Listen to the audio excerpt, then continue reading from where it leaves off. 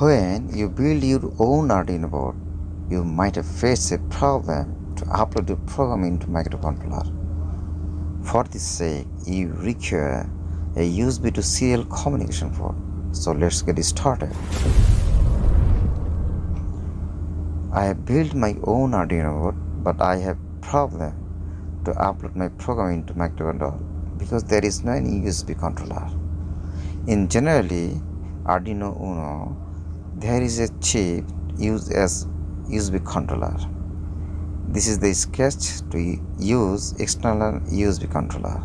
I am going to use this USB to TTL converter with my Arduino to program my IC. But problem is here, this converter has no DDR pin itself. That will cause uploading error. So here is a tricky part. Just press the reset button, hold it, then press the upload button. After 1 second, release the reset button. Then bingo. So viewers, hopefully this video brings you something. If so, please like it, share it and subscribe my channel and take care.